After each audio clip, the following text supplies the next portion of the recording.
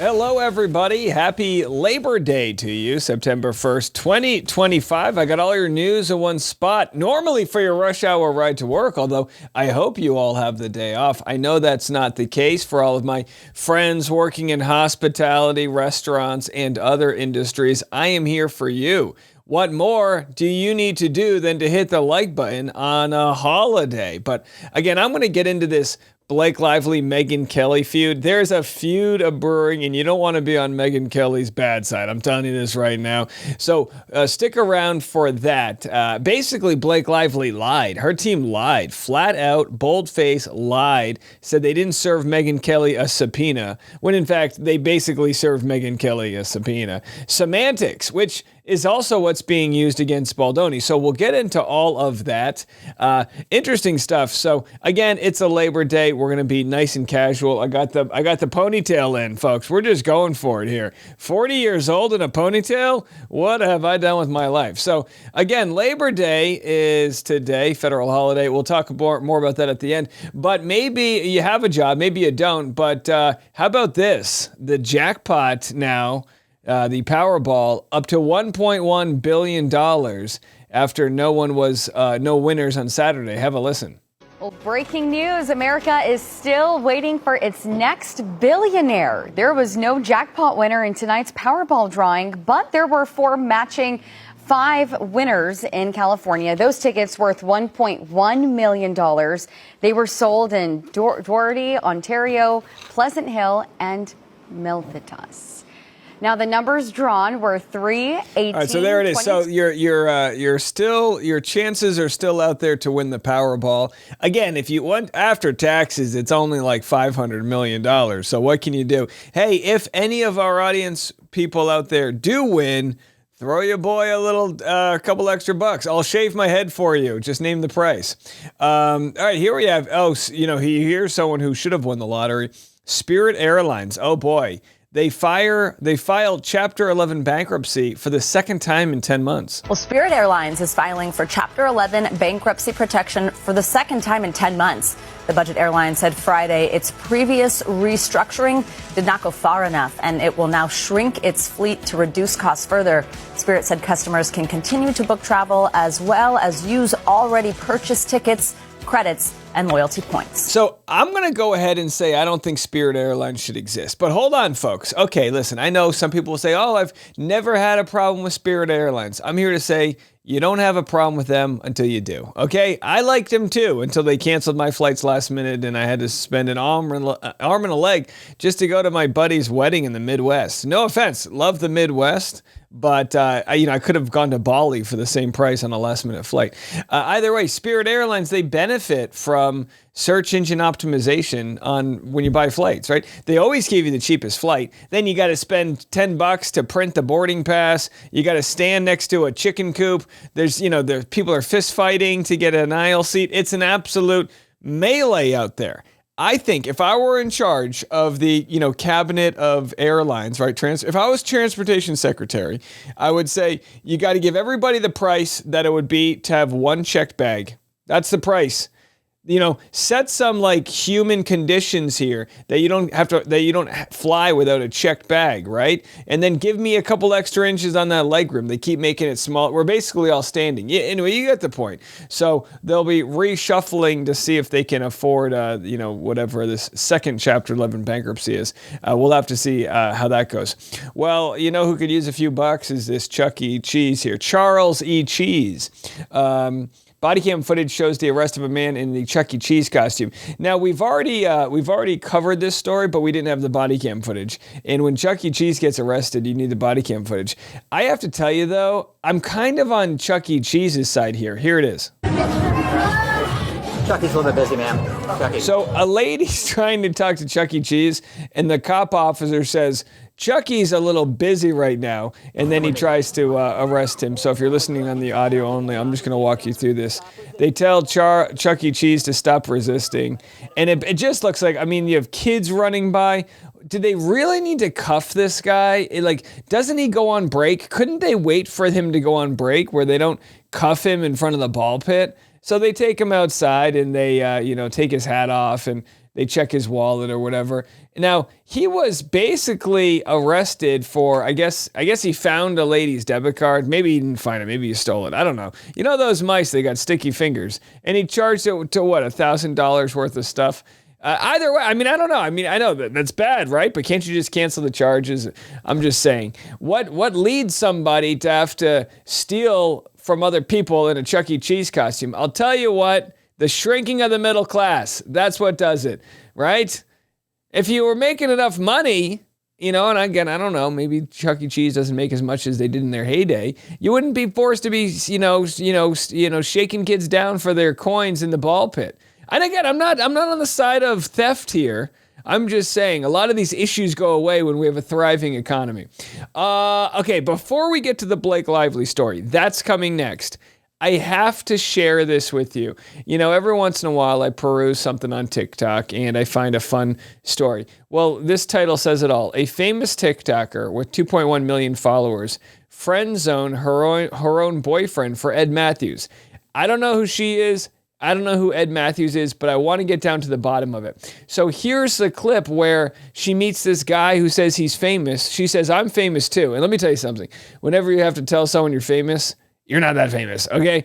Taylor Swift isn't telling anybody she's famous. She just is. Dave Neal is not telling anyone. Okay, you get the point. Not famous here. Either way, have a listen to what went down live on this live stream, and then I'm going to share her retelling of the story. Are you the British guy? Well, it's not a bad thing. It's not a bad thing. I'm also famous. Oh, really? What are you famous for? I do voice impressions. I have 2.1 million. Really? So he asked what she's famous for. She said she does voice impressions, that she has 2.1 million. First of all, I hate this version of reality where when you meet someone, you tell them how many followers you have. It's like, bitch, look me up, okay? Yeah, actually. All right, what's your name? I'm Ellie. It's nice to meet you. It's a pleasure to meet you. It's My nice name's to meet you. Eduardo. Eduardo. It's nice to meet you. Yeah, it's Eduardo. probably not solely impersonation. It's probably your pretty face. That's you so probably much. why you're viral. Lovely to meet you anyway. It's nice to meet you too. Have a good night. Me too. Is that your boyfriend? It's my friend. Have you got him? Are you single? So did you hear that? He said, is that your boyfriend? She said, that's my friend. I'm not. It's my boyfriend. So he says, are you single? She says, I'm not. That's my boyfriend. It was a very long, it was very hard for her with a 2-year long relationship to remember she had a boyfriend. Boyfriend. How you doing? Hey, right? So the guy comes up and says, boyfriend. So anyhow, that was what happened. You just watched what happened. We saw it live. Again, I don't know, Ellie Doblieski, whatever her name is here, but here's her response to what happened, her clarification. Audience is not happy. They saw it with their own 2 eyes. They're calling bullshit. I want to address a video that's going around currently of me and my college town bar. The video of me was originally a live stream and now it's being clipped and it's all over TikTok, which really sucks. Little rundown on the video. There's this content creator. I recognized who he was. I introduced myself. It was a friendly conversation and then he walked away. Wow, she was kind of fawning after him, no? I don't know. And then he comes back and he asks me if I'm single and if I'm seeing anyone. Before I can even answer, he points at a guy and says, is that your boyfriend? And it's a guy that I just met at the bar who bought me and my friends drinks. I said, no, he's just a friend. Because I just met this man and I don't have a boyfriend. I'm very much single.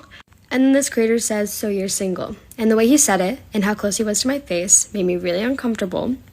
And on the spot, I fabricated a story and I said, actually, no, that is my boyfriend, so that he would get away from me. And that's exactly what he did. He left me alone after I said, that's my boyfriend. Now I'm confused. The guy that I said, I'm confused. Does she have a boyfriend or not? Can somebody phone into the show? I've never been more invested. I need to know. Is this her boyfriend? Or because, listen, if she's telling the truth that that's not her boyfriend, but she was just using it to shake away this other guy, that'd be one thing. But in this moment, it doesn't look like she's freaked out at all by him.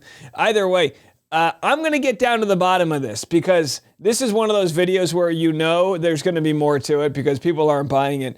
The top comment said, OMG, my first gaslighting, kind of nervous. Now listen, Ellie, she's got 2.1 million followers.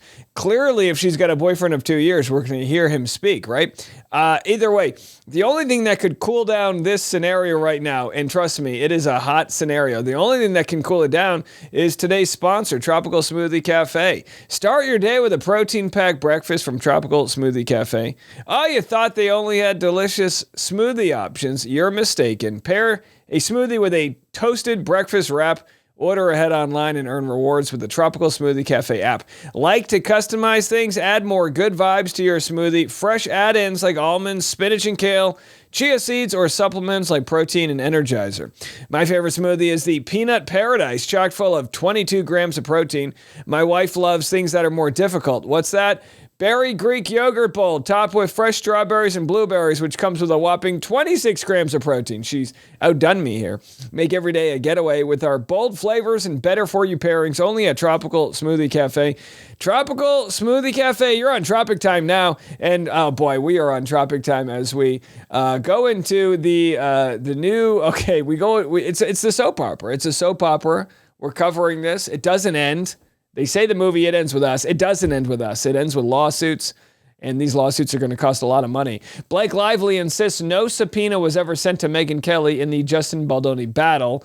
Another entitled nasty Hollywood snob is what ex-Fox News host declares of It Ends With Us star. So it's a real battle of the blondes here. And we've already shared what Megyn Kelly said. Megyn Kelly tore Blake Lively apart and said Megyn Kelly said we can now confirm that we were the recipients of a subpoena. Well, we have an update. They have an update with Megyn Kelly's statement. And again, some folks might say, Dave, why are you still covering this story? Because it's the number one content we've ever made on this channel, to be quite honest. I know we've got other stories we cover that are very near and dear to us, but this story is massive. Mainly, my belief is, not because Blake Lively's famous or whatever, my belief is this story is massive because of what you're about to witness. What Blake Lively and her team have done, the game of semantics that they have played, not just with Megyn Kelly, but Justin Baldoni and others. And folks just aren't buying it. They're just not. The ongoing she said, he said of Blake Lively's harassment and retaliation lawsuit against It Ends With Us co-star Baldoni today had a sideshow of she said she's lying, with Megyn Kelly declaring she successfully fought off being targeted with a subpoena from the Another Simple Favor actress. Yes, she actually tried to get the confidential and proprietary materials my team and I used for any and all stories about her, because Blake Lively was unable to fathom that yours truly had developed a genuine revulsion toward her on my own. However, with what certainly seemed like some very distinct blonde hair splitting, Lively's side insists Kelly doth protest too much. At no point in this litigation has Miss Lively served a subpoena on Megyn Kelly, a spokesperson for the Gossip Girl alum told Deadline today. Now, that information that I just shared with you might be correct in the very specific instance that Megyn Kelly wasn't served. Was it Megyn Kelly's company? Was it her corporation or the people she sells her ads through or whatever? Either way, don't play us for idiots. Megyn Kelly was served, period. That's Megyn Kelly being served. It'd be like if you said, oh, Dave Neal wasn't served a subpoena. Dave Neal Enterprise was. Yes, that's the name of my S-Corp. My corporation, which pays me. Why? Because I like paying taxes as an employer and employee. How about that for Labor Day? You want to start your own small business? Turns out you owe a lot of taxes if you want to do that. Okay. And by the way, we've got membership set up here on YouTube where I'll be going through all of my theories and thoughts on how to run YouTube, TikTok, Instagram, and other social media. So if you want to sign up for memberships, we're going to have our first live stream this week where I answer a ton of your questions. I think it'll be worth your money because if you're looking to get into the game, let me tell you something. That's the world we're moving into. The apparently straightforward reply comes after Megyn Kelly let loose on Nitwit Lively for over 14 minutes. I'll share another clip of Megyn Kelly that we haven't shared yet. But she called Lively a sad, pathetic, untalented, narcissistic bully. Kelly's monologue included tips on how freedom of the press works and laughing off accusations that her critical take on Lively is because she's on the payroll for Baldoni. Yeah, and of course Megyn Kelly's not on Justin Baldoni's payroll. Megyn Kelly's extremely wealthy. She got paid off by NBC, right? She had like a 5-year contract, and they canceled her like 3 weeks into it.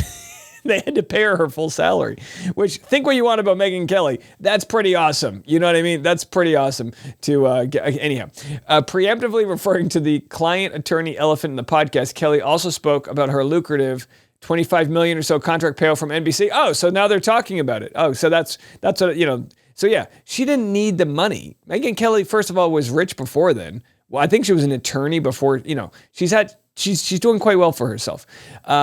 She stated that despite what Blake Lively's side may have assumed, the media-savvy Friedman, a frequent guest on Kelly's show and now Justin Baldoni's lead lawyer, is not controlling our coverage.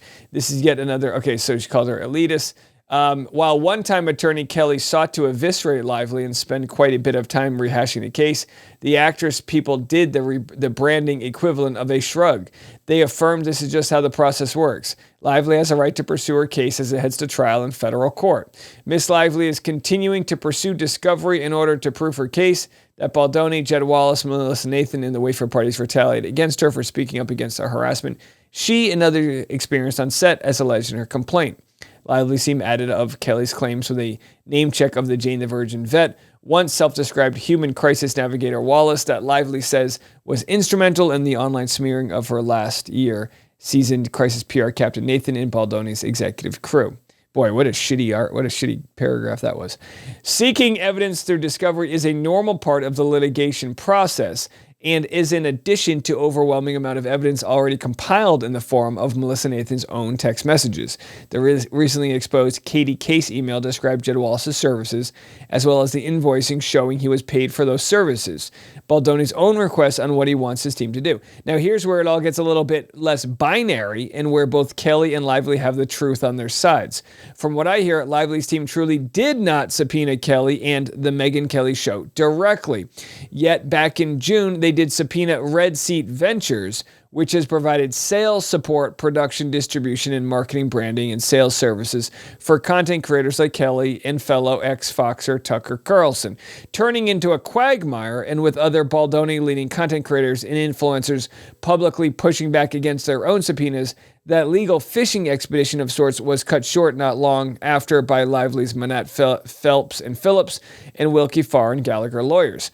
In one of those circles of life and media moves, Kelly's former employers at Fox Corp purchased RSV in February.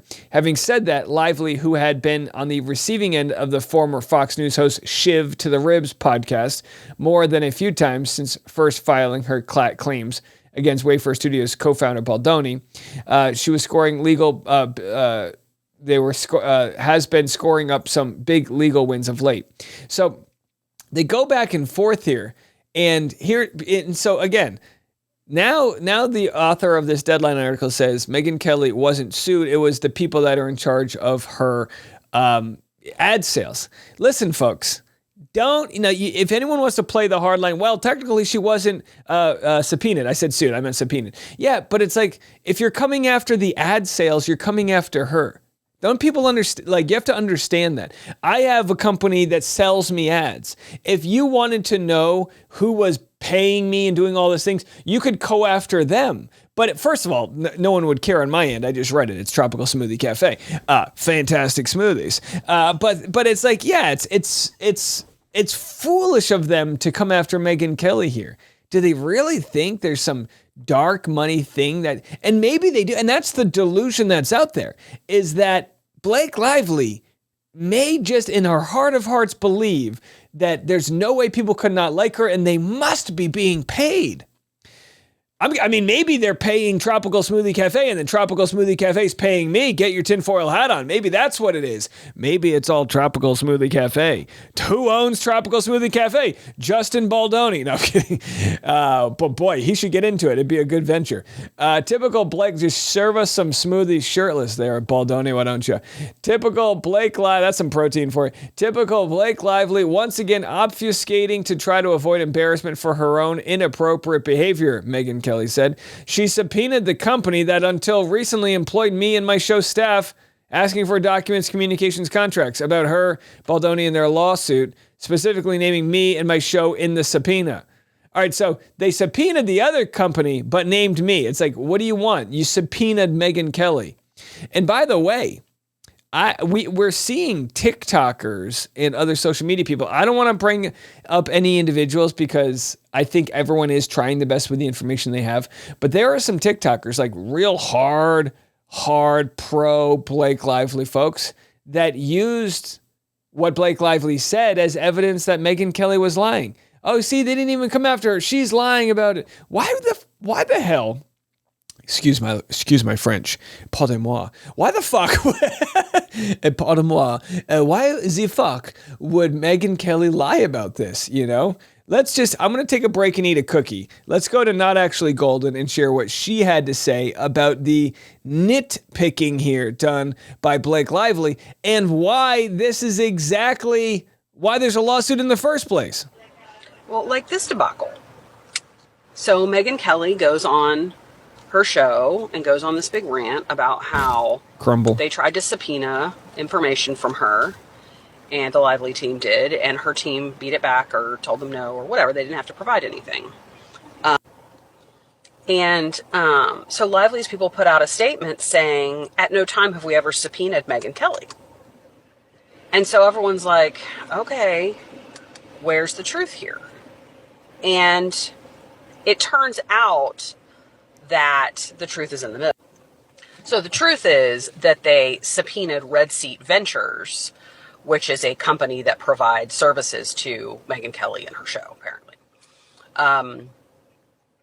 And, you know, I've been the lawyer many times who gets called to say, what can we say as a public statement about what's happening in the case that is accurate, right?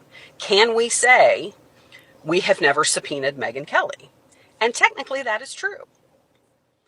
But then it just becomes an issue of professional ethics as to whether a lawyer will sign off on what is left hanging out there. And again, when you argue what is technically true, you're going to have to pull this shit off with a jury. You know what I mean? So it's like, yeah, maybe you won the battle for half a day in the media before Megyn Kelly's side responds. But how juvenile to think that this is the type of thing you're going to be able to pull off in front of the jury. They're going to say, no, bullshit. She's exaggerating the truth here, so she must be exaggerating the truth in other places. It doesn't build for a person that you believe. Which is that giving the impression that we have never subpoenaed anything about Megyn Kelly? Which, of course, is not true.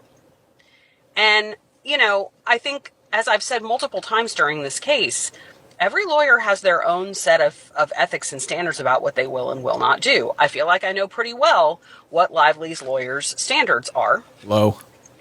And I have been disappointed by them many times. Whoa. And I don't know that this issue standing alone necessarily tells me anything about them, but in combination with everything else, it does not surprise me. Had they just said nothing,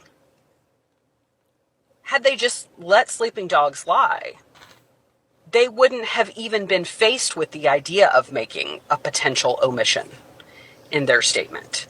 So that's another piece of this altogether. Also, if you think that Megyn Kelly needs to be paid to hate people, you don't ever watch Megyn Kelly. Damn. You've never seen Megyn Kelly.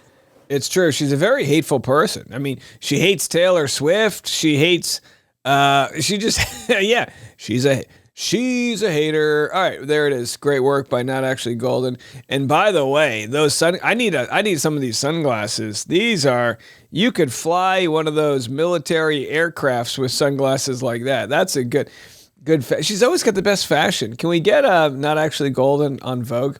Here's Megyn Kelly discussing the case a little bit further. Another clip. Known, at least to me, for defending the little guy and like people who don't have a lot. Like you'll step in and help them. That's the thing that's really galling to me about this is it's like one thing to come after me. Obviously, I've got good lawyers. I did not use Brian on this because he's already involved in this case. But I did hire a lawyer and it did cost me some money. And we made sure that I was protected and that we gave her the middle finger. But there are, social media influencers who are just starting out their online careers who have no money and wouldn't know the first place to call to get a lawyer who could defend them on this kind of a subpoena that comes from these powerful law firms who then are trying to bully them. More than one has gotten a motion to compel after they've said, I'm not giving you this. And by the way, like just the obvious infringement, just because you're a social media influencer doesn't mean that you don't have a First Amendment protection in dealing with sourcing, which she's trying to probe at. She wants to know people's sources and see communications with sources. Just the overreach and, again, the bullying nature of it is offensive. This would be one of those cases, I'm glad you brought it up, that I would say if somebody called me, they didn't have the money, I would consider assisting them for free because it is distasteful. Now, I don't feel the same way you guys do as of yet. I don't judge these people individually. I don't know them at all. I also do not know fully. I'm judging that purple tie, I'll tell you that. The merits of what she's alleging or not. I can tell you, however, that some of the things that she did allege, we've discussed on this program a number of times, how it's not necessarily supported by the evidence. All right, so again, it's the same thing. You look at it with your own two eyes, you see things that Blake has alleged, and then you don't see the follow through. You don't see the evidence show up. And if it did show up, then people would change their opinions because for the most part, I do believe folks have the room to change their opinions when new information comes out. We just haven't seen that happen. A couple comments I thought were pretty good. Here before all the Reddit lawyers come in and say, well, Blake Lively's lawyers are not technically lying. I firmly believe that Blake's lawyers know that they're being unethical and super shady, but they're giving their few fans crumbs so that they can run around saying, well, she has never been subpoenaed. They said the same thing about content creators and said Google was subpoenaed, not the actual people. Utter ridiculous nuances. One side believes in the spirit of the law. The other side believes in legal loopholes and technicalities to get around the truth. And again, you can look at that with the Van Zandt sham subpoena, right? That wasn't ethical at all. They created a fake lawsuit to try to extract, information from somebody that was the employee, they created a fake, whatever that was, lawsuit to 10 Jane Does, got the information they needed, then canceled the lawsuit. Is that legal? Well, it's a gray area, but it's not ethical, that's for sure. All right, so there's your Blake Lively stuff. Let's go to some other kooky stories we have brewing out there today. Florida man stops a burglary in his Batman pajamas. I told him, I said, listen, don't try to get away. That is not Bruce Wayne, but Kyle Mivett from Cape Coral, who was sleeping in his Batman pajamas. That's when he got an alert about somebody breaking into his car. He ran down the street to a neighbor's garage and stopped the suspect, who was then arrested by police. There it is. That's the only Batman you need there. I wouldn't want to stop anyone in my pajamas, I'll tell you that much. No Batman undies here. All right, I might be moving. That's right. I might be moving to this new country called a Republic of Verdis. What's the tax situation over there? Have a listen. A man has declared himself president of a self-proclaimed country in a disputed patch of land between Croatia and Serbia. 20-year-old Daniel Jackson founded the Free Republic of Verdis back in 2019. The country has its own flag, coat of arms, passport, and now about 400 citizens. Verdis is not officially recognized by any other country right now. It currently only exists online after Croatian authorities stopped Jackson from creating a settlement there. We started a settlement, and a few days later, Croatian authorities quickly destroyed that settlement. Oh boy, he tries to set up a hammock and they're like, not now, Verdis. They detained all the settlers, including myself. They took us into Croatia. They gave most settlers a 3-month ban, and they gave me a permanent ban. Justice for the Republic of Verdis. Okay, I hear it's a lovely place this time of year. Oh boy, here's a new bombshell couple alert. Scooter Braun and Euphoria's Sydney Sweeney spotted strolling the city streets. Could they be dating? They met apparently at Jeff Bezos' wedding. And folks say that's the new rumor that they're dating. So he's got all that Taylor Swift money. She's doing fantastic herself. So maybe it's love. I don't know. They're cute, right? What else do we have here? We already covered that. And here's an insane. You want to see an insane story here on Labor Day? It's from over the weekend. Border Patrol agents arrested 2 firefighters Wednesday, who they said were in the United States illegally. That's right, firefighters, which is the most apolitical job out there. You put your life on the line to fight fires. Well, not in our country. Border Patrol agents arrested 2 firefighters as they were battling Washington State's largest wildfire. They were arrested for allegedly being in the U.S. illegally. This is crazy, man. Look at that. Posted up. What the video does show is Border Patrol approaching a group of firefighters, going through, you see their IDs. 2 of those were apprehended, understanding that they are here illegally. Certainly still a lot of questions as to why these firefighters were apprehended while they were fighting this wildfire, which has torched over 9,000 acres and caused devastation and is still not contained. Now, all right, so the wildfire is not even contained. It's running rampant, and then all of a sudden we're checking IDs. We're checking IDs at the fire. This is insane. Now, to kind of relate this to the Blake Lively thing, it's like the spirit of the law versus loopholes. Now, technically, are these guys here illegally? Maybe. I don't know their story, but if there's any job out there that should grant citizenship, maybe it's those that are on the front lines fighting wildfires. I don't know. We'll have to see if there's more to that story.